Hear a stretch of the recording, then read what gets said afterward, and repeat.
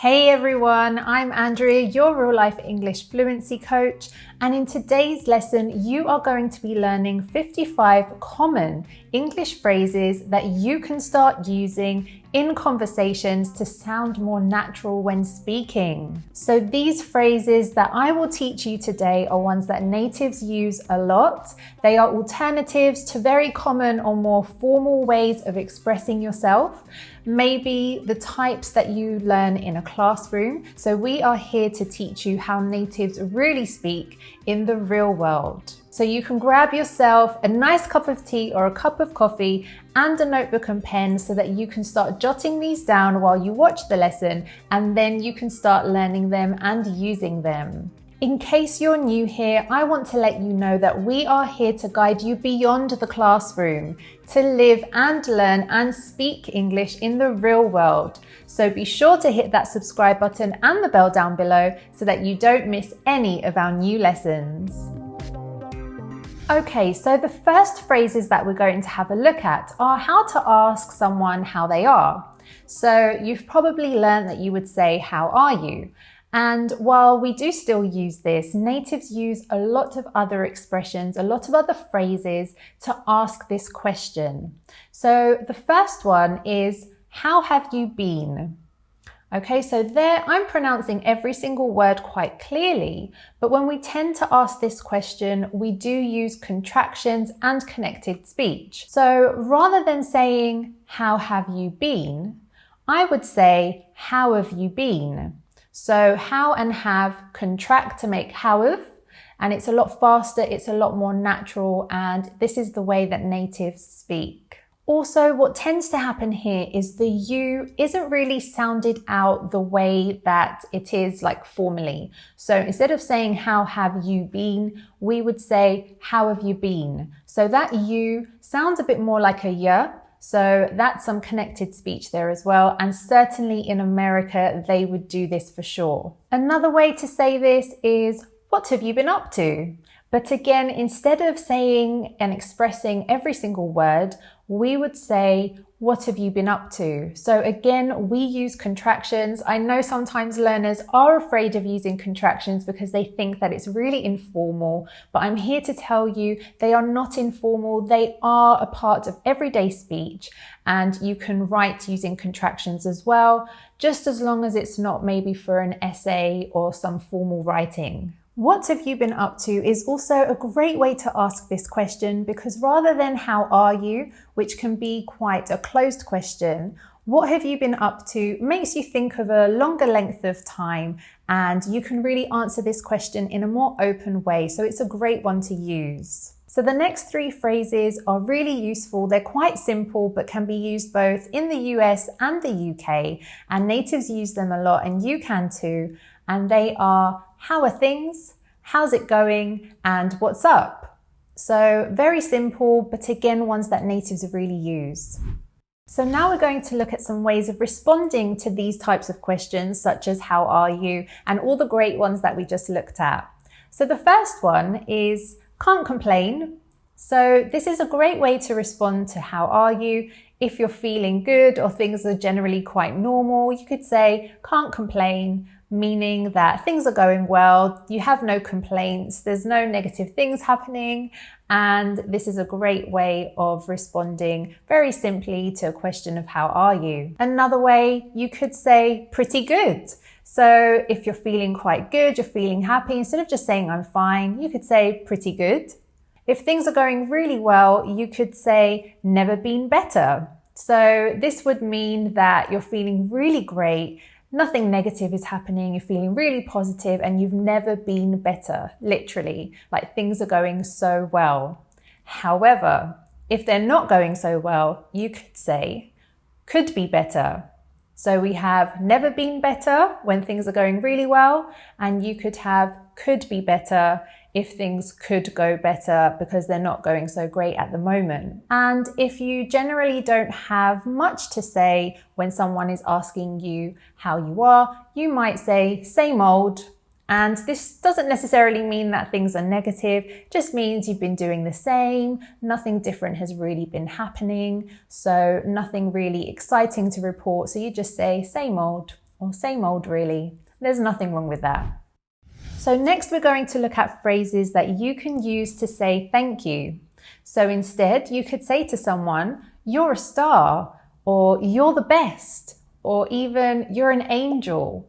So if you want to say thank you to someone without using those two words, these three are great ways of showing gratitude. You could even say, "I owe you one," because that would mean that you owe them a favor because maybe they helped you out in some way, they did you a favor and you want to repay them. So by saying, "I owe you one," that's another way of saying thank you because someone did something kind for you or helped you out and you want to repay that kindness back. You could also say, "I appreciate it." So that's how I would say it in British English, but for sure in American English, they would say it more like, "I appreciate it." So you have that tap T sound, "I appreciate it." Whereas in British English, we say, "I appreciate it." And if I'm not pronouncing the T with a true T, but instead with a glottal T, I might say, "I appreciate it." So in both those T's there, in appreciate and in it, there's a glottal T there. So I'm not pronouncing it, but there is a sound there where I am stopping the flow of air and then releasing it. So we could say, "I appreciate it," with a true T, and we could say, "I appreciate it," with a glottal T. You could also simply say, "That's fantastic," or "That's brilliant," or "That's great." So do keep in mind that brilliant is quite a British word, so you probably won't hear it in America that much, but you certainly will in the UK. If you haven't seen it already, I highly recommend a lesson that Ethan did over on our Learn English with TV series channel, Alternatives to Good. So the lesson is, don't say good, say this instead. So there's lots of vocabulary there that you can learn for alternative ways of saying good, which I highly recommend that you check out because you'll learn lots of new vocabulary. If you're feeling a bit stuck with your English and need that extra push or that extra guidance, then I highly recommend our Real Life Native Immersion course. This course will take you on a 41-week real-life English adventure, and it will be based on our goals to help you use and understand English in the real world in a fun, natural, and convenient way. And the best part is you can try it right now for free with our 3-part Power Learning series. All you have to do is click up here or in the description box below to learn more and sign up now. We look forward to seeing you there.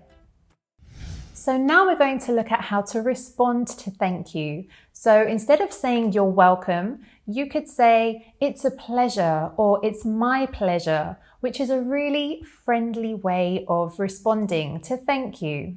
You could also say "no worries." So don't worry about it, don't mention it. These are kind of similar, but all really great ways of responding to thank you. So you could say "no worries," or "don't mention it," or even "it's nothing."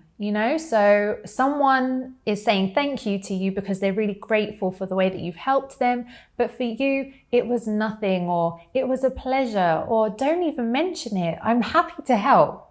Another way is, instead of saying "you're welcome," you could say "you're so welcome." If you really want to tell that person it was a pleasure for you, you could say "you're so welcome." So these are all great alternatives to saying "you're welcome" and great ways of responding to thank you. Okay, so next, some phrases that you can use when you agree with someone. So instead of saying "I agree with you," you could just respond "absolutely." And here you mean that you totally agree with that person. Absolutely. There is no doubt in your mind, or there is no disagreement there at all.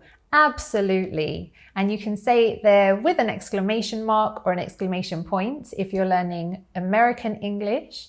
And this is a great and simple way to respond when you really agree with someone. Another way of saying this is "I totally agree," or "I totally agree with you."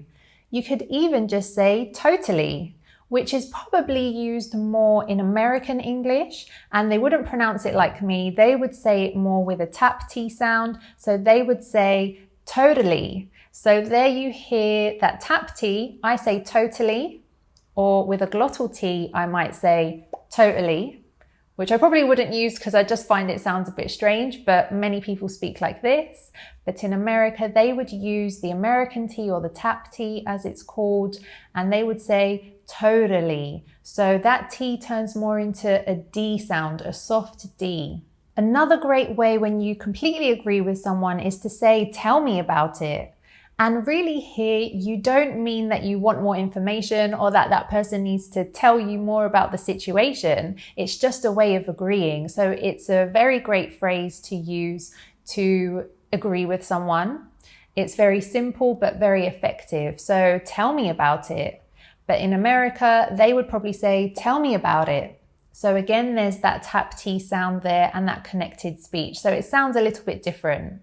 A couple more great ways to agree with someone is to say exactly. So again, very exact, very precise. You agree with that person exactly. And finally, you could even say you hit the nail on the head. And what you mean there is that the person has got it totally right. So you completely agree with them. They hit the nail on the head. This is a great English expression when you want to agree with someone, but also saying that they are totally correct. Okay, so we've looked at phrases that we can use when we agree with someone, but what about when we disagree with someone? Now here, take caution. Just because you don't want to sound dismissive or argumentative or troublesome when you are responding to someone that you disagree with. So do keep that in mind. These are some great polite ways of saying that you disagree with someone. So the first one is, I'm not sure I agree with you. So here you're not being rude or cold in any way. You're just saying that you're not quite sure that you agree with what they are saying. So you're still giving your point. You're putting your point across that you disagree, but in quite a polite way. You could also say, not necessarily. So again, it's a way of saying, I don't necessarily agree with you, but much shorter and much simply with not necessarily. You could even say, I don't see it that way. So again, it's just showing that you have a different point of view or maybe a different opinion. Not that that person's is wrong, but again, you are expressing that you disagree with what they are saying. And finally, you could even use some sentences with but. So this can be really useful when you want to be polite again. You could say, that's interesting, but, and then kind of give your opinion about the situation too. Okay, so next we're going to take a look at some phrases that you can use when someone has changed plans. So you've made plans with someone, maybe a friend or a family member, and then towards the last minute or without much notice, they've changed the plans. So these are some great ways that you could respond. So the first one that you can say is no worries. So this is very simple. Instead of saying don't worry about it, a full-blown sentence, you could just say 2 words, no worries. And you are telling that person not to worry about it because these things happen. That's also a great way to respond. These things happen. Don't worry about it. No worries. They're all really useful ways to respond to this. You could even just say things happen. You don't even have to say these things happen. You might even just say things happen. You could also say it can't be helped. So if you know that that person is in a situation where they have to cancel your plans, you can say it can't be helped. So again, it's another way of saying don't worry about it. There's nothing you could do in this situation and you had to change the plans. Another alternative to no problem is no biggie. So again, it's not a big deal. So these are all great ways of telling someone not to worry about it if they've changed plans. And sometimes what does happen is you tend to use more of these in a sentence or in a conversation with someone, because if someone is telling you that they are really sorry about changing plans, you want them to feel okay about it. So you might say, don't worry about it. These things happen. It's no biggie. So already there I used 3, and that would just be in a small part of a conversation. Now, if someone invites you somewhere and you want to respond to tell them whether or not you can make it, these are some great phrases that you can use. So very simply, you could say, sounds good, or sounds great, if you can make it. So that way you are confirming that you can go to the invitation that they are inviting you to, whether it's dinner, a party, or just a catch up. Also, if it's something you're quite excited about, you might say, I'd love to. So this is a great way of responding to show the person that you would love to accept their invitation.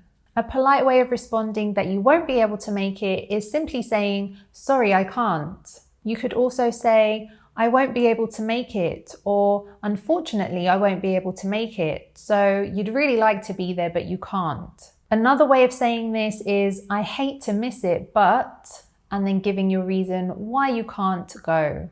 And finally, one that's probably a bit more American, you could say, I think I'll pass. But of course, they don't have the elongated R, so they would say, I think I'll pass. Now, if you're having a conversation with someone, but you really need to end the conversation because you have other things to do, there are some really great phrases that you can use to do this in a polite way. So one way of saying this is, I must make a move. So this doesn't mean that you need to make a move on someone, but it just means that you need to get going. So this is another one that you can use. I need to get going, or I must make a move, or I better get a move on. So in the UK, we would use this one quite a lot. We could say, I better get a move on, or I better get a move on. And in America, they might say, I better get a move on, because you need to get going because you have somewhere else to be. You could even be super polite and say, I've taken up enough of your time, or I've taken up too much of your time. So if you're speaking to someone and you've spent quite a lot of time with them, this is a really polite way of ending the conversation. And finally, you could be completely honest and say, I have another commitment, or I'm sorry, I really have to go, I have another commitment. That way the person knows that you would love to spend more time with them, but you have to go because you have something else to do or somewhere else to be. So in your classroom, you've probably learned the way to say goodbye is by simply saying the word, or even bye as a shortened version. However, in the English language, there are so many more great ways of saying goodbye and so many more phrases that natives use. One that we use a lot in the UK is see you later. So if you are saying goodbye to someone, even if you're not going to see them later that day, you would still say see you later or see you later with the glottal T. And in America, they would probably shorten it even more just to say later. So they wouldn't say it like me, of course. They would say it with the tap T, the American T. So it turns into a soft D, and they would say later. You could even say, it was lovely to see you. So when you are saying goodbye to someone, you would say, it was lovely to see you, and off you would go. You could even say, speak soon. And this is probably something that many people also write when they're writing a text message or an email, an informal one, of course. They might, rather than saying goodbye, just say speak soon. So, you don't know when you're going to speak to the person, but it's likely to be quite soon. Another way of saying this is talk to you later. So you can hear again there, I'm not really expressing each word individually. There is some connected speech there. See you later. So the you changes, it shortens, it's more of a y sound, and it would probably be the same in American English as well, but again they would have the American T, the tap T sound when they say the word later. So talk to you later or talk to you later. Another great one is stay in touch. So a way of saying goodbye, but you still want to keep in contact with that person, you could say stay in touch. And finally, one of my favorites, you could say take care. So there you have it. Those are your 55 common English phrases that you can start using now and learning so that you can understand natives better. To be honest, there were probably a few added bonuses in there as well, so it's probably a little bit more than 55. So you've got a whole range of phrases there that you can start learning and using to speak English more naturally. I hope you enjoyed this lesson, and if you did, I highly recommend that you check out this lesson that Ethan made on school English versus real life English, because it really connects well with this lesson where you'll learn real life English, not the classroom English that you might be used to. And I will see you guys soon. Take care. So in school, they probably taught you to say these like Serious Sam. Let's see. Got to, want to, have to, going to. However, it's pretty uncommon that you will hear natives speak this way. Most natives will actually speak like my friend Street Stan. Yeah man, I'd say like gotta, wanna, gonna, have to.